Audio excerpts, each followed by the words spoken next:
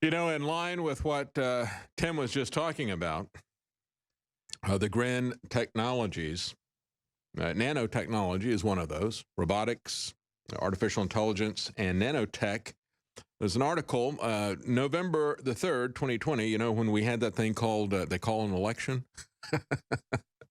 Everybody was focused on that. Not too many people noticed this story coming out of a publication by Johns Hopkins University, where they showed a Q-tip swab, and it looks like tiny specks of dust that you can barely see.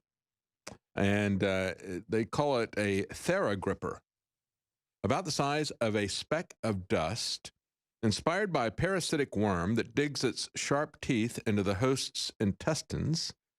Johns Hopkins researchers have designed a tiny machine to deliver medicine efficiently. And as some people looked at that, they said, well, all of these tests that they're putting out there, putting up a long Q-tip swab up your nose, very, very, very far up your nose, is this to deliver some kind of a vaccine or something else through that process? See, quite frankly, I don't put anything past these people. When you look at what DARPA is doing, we're just talking to Tim Alberino. DARPA financing, and of course, these people have hundreds of millions of dollar grants that are given to them for the Brain Project, to map the brain. That's what really the project is right now at the NIH, the current research that they're working on.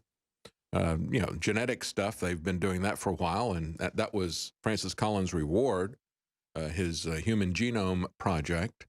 I'm not so sure that they know what they're doing, frankly. That's one of the even scarier things about it, right? If they know what they're doing, they don't have any ethics or any legal restraints to what they do.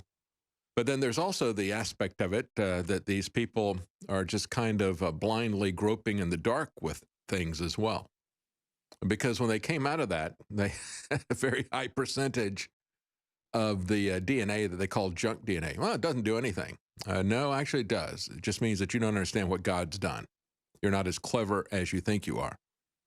But they can still do a lot of damage. And when you look at something like this, these theragrippers, a way to deliver medicine, well, let's just hope that they're not going to do some kind of a vaccination surreptitiously on us or something else.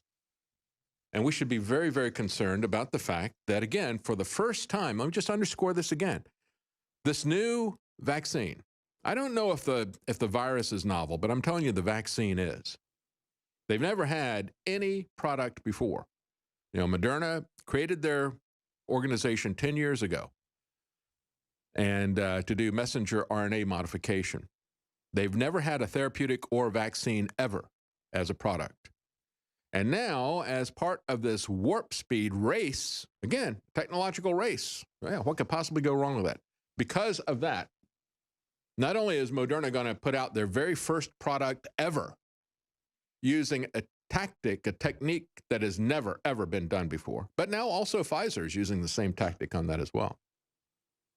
And so when you look at this, Dr. Judy Mikovits and Dr. Sherry Tenpenny are talking about how a COVID vaccine could kill 50 million people in the U.S. We don't really know what this thing's going to do.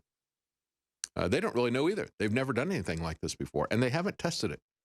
They have not tested it. They skipped the animal testing. One of the key things that ought to raise a flag with you is the fact that you've heard the expression, a canary in a coal mine, right?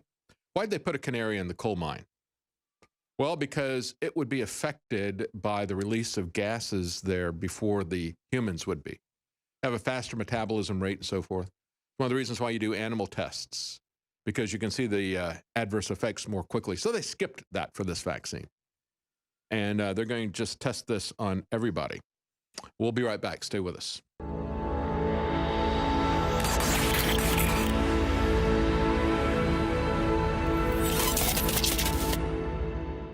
We here at InfoWars are proud to announce the first ever Kava Kava root supplement that is now available at InfoWarsStore.com. Kava is one of the hottest new breakthroughs in the natural health world today, though it has been used for hundreds of years in the Pacific Islands for its relaxation and euphoric effects. According to ancient Samoan legend, Kava was given as a gift by the sun god Tagaloa, who they considered to be the supreme ruler and creator of the universe. The Samoan people would drink kava tea during social gatherings and sacred ceremonies to loosen up a little. Nowadays, kava is used around the world by many who enjoy its serious benefits. The new Kava Chill by Dr. Jones Naturals contains a full blend of not only kava, but other herbs including, but not limited to, German chamomile, organic skullcap, and valerian root. We do expect to sell this new product quickly, so be sure to secure yours by visiting InfoWarsStore.com.